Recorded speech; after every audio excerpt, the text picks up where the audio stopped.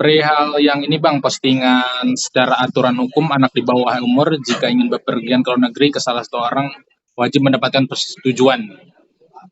Sama yang satu lagi Bang, perjanjian yang tidak ditepati akan membuat pihak yang tidak menepati janji disebut telah melakukan perbuatan wan prestasi. Mungkin bisa dijelaskan Bang terkait postingan Abang tersebut di tengah bergulirnya hak asuh anak.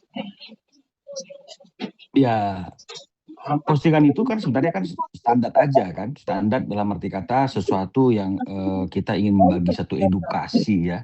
Karena mungkin banyak pihak-pihak yang tidak memahami atau kurang mendapatkan informasi, jadi kami sampaikan satu informasi yang juga bisa berupa edukasi bahwa setiap anak yang masih di bawah umur itu, aturan hukumnya jika dia itu ingin berpergian dengan salah satu orang tuanya, memang harus ada surat persetujuan dari orang tua yang satunya lagi, ya.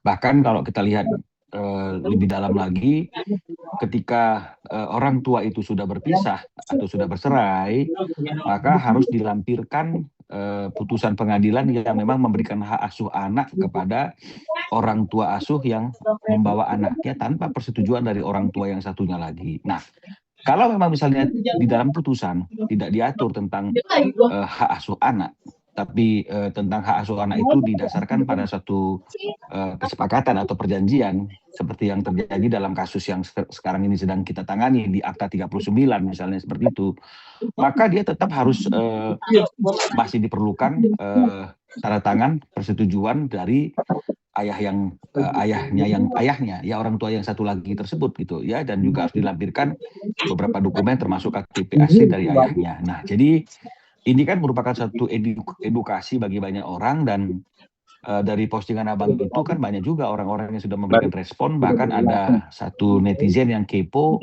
dia cari tahu, dan kemudian dia mendapatkan kebenaran memang apa yang Abang sampaikan itu adalah suatu fakta yang memang begitu prosedurnya jika ingin membawa anak ke luar negeri. Nah, jadi bagaimana kalau misalnya ada satu peristiwa anak-anak itu dibawa ke luar negeri oleh ibunya yang sudah bercerai, tapi tidak ada izin dari ayahnya yang tidak ikut berpergian yang tidak ikut berpergian.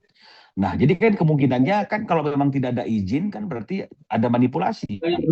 Ada manipulasi yang membuat anak itu meskipun tanpa izin dari orang tuanya bisa tetap berangkat ke luar negeri kan begitu. Nah, manipulasinya ini apa? Ya, tentu bisa saja kebohongan, bisa saja pemalsuan persetujuan dan hal-hal yang lain, dan itu semuanya adalah kategorinya adalah perbuatan melawan hukum yang bisa diproses secara hukum. Hanya itu saja sih sebenarnya yang ingin kita sampaikan dalam postingan tersebut.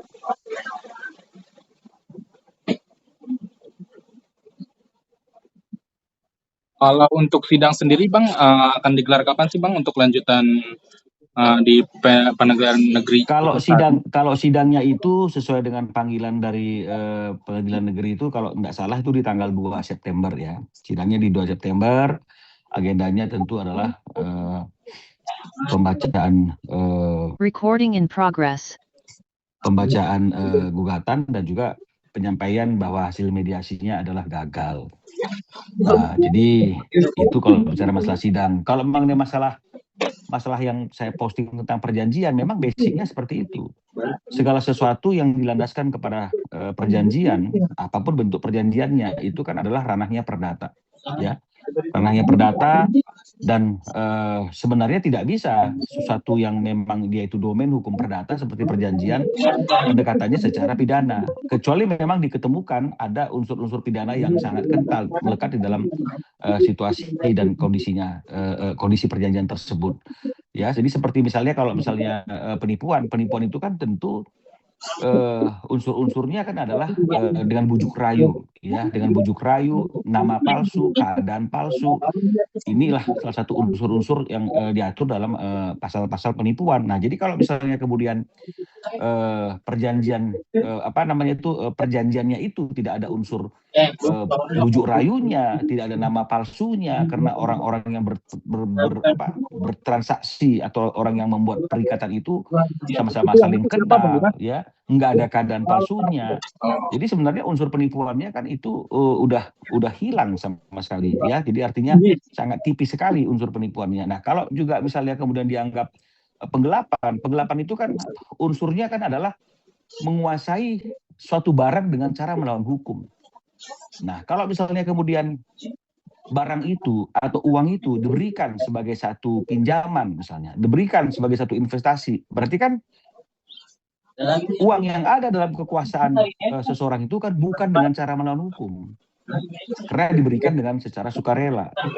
Nah, kalau misalnya kemudian kita lihat lagi unsur penggelapannya, nah, di mana barang yang dikuasai secara melawan hukum itu diketahui oleh pihak yang menguasai itu sebagian atau seluruhnya adalah milik orang lain, tapi dia ingin memilikinya. Itulah unsur penggelapan. Nah, kalau misalnya kemudian kita menginvestasikan, kita meminjamkan sejumlah uang kepada orang lain, dan kemudian orang lain tersebut belum bisa mengembalikan uang yang kita berikan itu, kan nggak ada penggelapannya. Itu kan unsurnya wan prestasi. Unsurnya kan ingkar janji. Tidak menepati janji untuk mengembalikan pinjaman, untuk mengembalikan uang yang dijanjikan untuk diberikan. Karena nggak ada niat untuk menguasai, karena sama-sama jelas kok itu adalah uang pinjaman. Atau misalnya kalau memang dibuat modelnya adalah uang investasi, adalah uang investasi.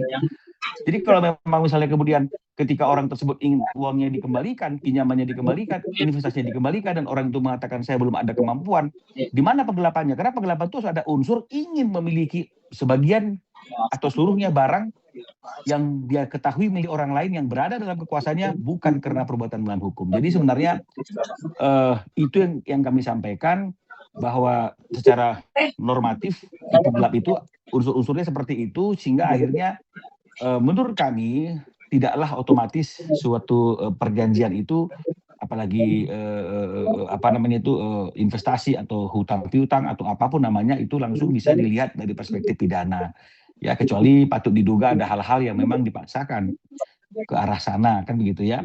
Dan kalaupun misalnya ada status tersangka, itu kan masih disangkakan bahwa seseorang itu melakukan tindakan tersebut, tapi belum ada putusan yang memiliki kekuatan hukum yang tetap bahwa seseorang tersebut sudah dipastikan dengan bukti-bukti yang diperiksa dalam pengadilan dia memang melakukan tuntutan, ya, yang dituntut kepadanya, yaitu tentang penipuan dan penggelapan tersebut. Jadi harus mengedepankan yang namanya ajas presumption of innocence atau praduga tidak bersalah. Nah, jadi begitu juga dengan apa yang sekarang sering yang kita lihat dalam media sosial itu kan ada suatu bentuk penghakiman hanya gara-gara kata-kata tersangka saja itu juga sudah orang menghakimi. Padahal pasal 91 kalau nggak salah di KUHP baru itu jelas dikatakan bahwa tidak boleh, artinya itu pejabat penegak hukum itu memperlakukan seorang tersangka itu sebagai seorang terpidana atau seorang terdakwa, ya. Jadi ketika memang ada kepentingan umum seseorang itu diumumkan sebagai tersangka pun, dia tidak boleh menyampaikan bahwa telah melakukan sudah menjadi tersangka karena telah melakukan tindak pidana ditetapkan sebagai tersangka, tidak boleh. Karena tindak pidananya itu kan masih belum terbukti, jadi harus dikatakan telah ditetapkan sebagai tersangka saja boleh. Tapi kalau dikatakan karena telah melakukan tindak pidana dan ditetapkan sebagai tersangka, ini juga salah dan bertentangan dengan peraturan perundang-undangan. Jadi hal inilah yang ingin kami sampaikan sebagai bentuk edukasi dan sebagai bentuk opini pendapat hukum dari kami, sehingga ini bisa menjadi suatu informasi yang membuat masyarakat jadi semakin paham. Bang, apa artinya berarti laporan terhadap Ruben yang di Polres Jaksel itu mungkin menurut Abang berarti salah gitu ya Bang, kalau dimasukkan ke ranah? Ya kan pendapat orang kan bisa saja berbeda-beda, ya. Dia mungkin memilih jalur pidana karena mungkin pidana itu kan dianggap lebih memiliki pressure, kan begitu. Karena status orang itu ingkar janji, tidak bayar hutang, kan itu tidak tidak seburuk kalau dia dijadikan tersangka karena melakukan penipuan. Jadi banyak sekali pendekatan secara pidana yang sebenarnya perkara itu adalah perkara perdata. Jadi kami kan tidak tahu, tidak memahami secara mendalam ya. Tapi dari omongan-omongan kami dengan klien kami itu kan memang dia mengatakan ini kan berawal dari suatu kesepakatan keperdataan. Ya, jadi makanya saya katakan kalau memang tipu gelap, penipuan itu unsurnya apa? Penipuan itu kan dengan bujuk rayu. Apakah ada bujuk rayu? Apakah ada nama palsu? Apakah ada keadaan palsu? Kan begitu kan, untuk menggerakkan orang, memberikan utang, menghapus utang, kan harus seperti itu. Nah, jadi itu unsur-unsurnya bukan hanya salah satu saja, semuanya harus terpenuhi. Unsur-unsur tersebut baru dikatakan ada penipuan. Nah, sementara kan nggak ada nama palsu di sini, nggak ada keadaan palsu, semuanya saling terbuka karena saling kenal. Nah, kemudian kalau misalnya tipu gelap, dia menguasai dan ingin memiliki barang yang dia peroleh dengan cara melawan hukum, dan dia ketahui sebagian atau seluruhnya barang itu adalah milik orang lain. Nah, sementara kan barang itu atau uang itu dia kuasai kan bukan dengan cara melawan hukum. Itu kan memang diberikan dengan sukarela. Dan ketika ditagih karena mungkin waktunya jatuh tempo atau ada hal-hal yang memang sesuai dengan perjanjian harus dikembalikan, dia tidak mampu atau belum mampu mengembalikan, itu kan artinya kan mengingkari janji untuk mengembalikan. Enggak langsung otomatis penggelapan. Karena kan penggelapan kan ada niat ingin memiliki dan menguasai. Kalau memang misalnya kemudian dalam perkara ini nggak ada niatnya seseorang itu untuk menguasai dan memiliki uang itu, kan seharusnya kan tidak ada penggelapannya. Jadi inilah makanya kami sampaikan bahwa ini masih sangat prematur. Dia jadi kalau kemudian kita langsung penipuan. memberikan suatu penghakiman dan justifikasi, apalagi masih status tersangka. Makanya di pasal 91 itu menjamin hak-hak tersangka itu jangan diperlakukan seperti terpidana. Jadi ketika ada pemberitahuan dari humas instansi tertentu pun dia harus memilih kata-katanya, jangan karena ada tindak pidana lagi maksudnya yang penipuan tindak pidananya belum dibuktikan. Itu nanti setelah ada proses persidangan yang digelar dan kemudian ada putusan yang memiliki kekuatan hukum tetap. Jadi harusnya informasinya telah menetapkan sebagai tersangka, kan begitu artinya ya, karena ada laporan kan begitu. Jadi tersangka ini kan masih disangkakan. Kan masih ada dua opini di sini. Ya. Apakah bisa satu perjanjian itu kemudian berubah menjadi penipuan? Kita lihat dong unsur-unsurnya. Unsur-unsurnya itu apa? Nama palsu, keadaan palsu, bujuk rayu.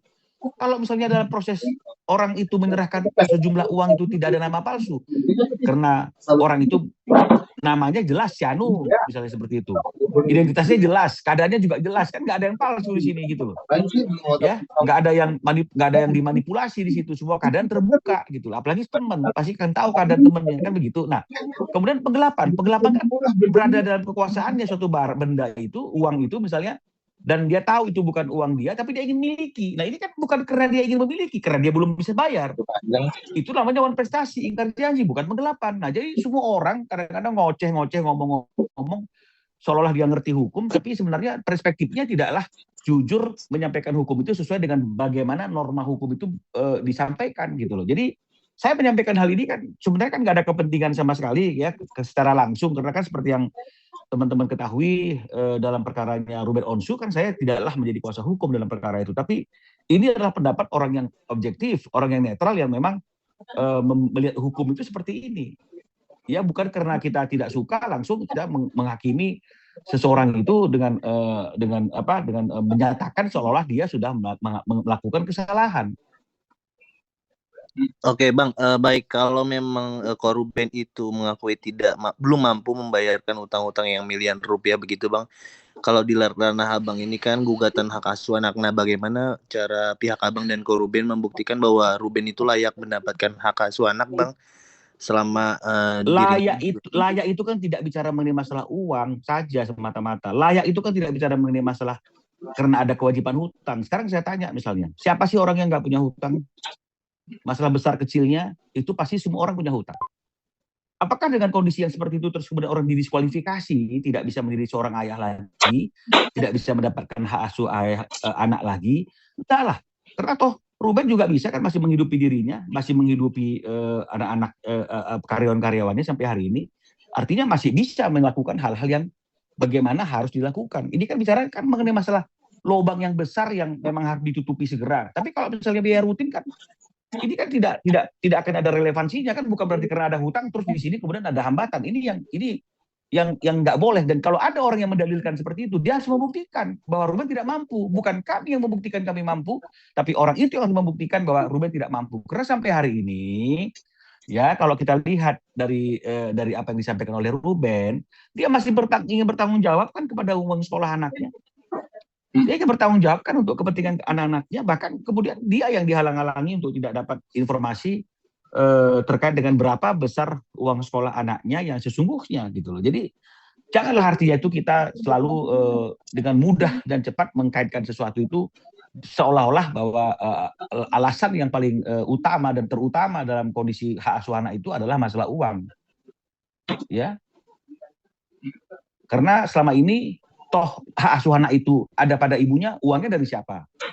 Dari ayahnya juga kan begitu. Kalau misalnya kemudian anak-anak ini ditetapkan karena sesuatu dan lain hal dari pertimbangan hukum menjadi di bawah kekuasaan Ruben, tetap anak ini kan menjadi tanggung jawab bersama, bukan langsung dengan otomatis seperti itu uangnya harus dari Ruben semua, kan nggak seperti itu. Apakah dulu ketika hak asuh anak itu disepakati diberikan kepada ibunya diaudit punya kemampuan apa tidak? Kan nggak juga. Nah, jadi janganlah artinya kita terlalu cepat, terlalu prematur, langsung mengkaitkan sesuatu peristiwa hukum itu seolah-olah ada kaitannya, tapi sebenarnya secara fakta itu tidak saling berkaitan.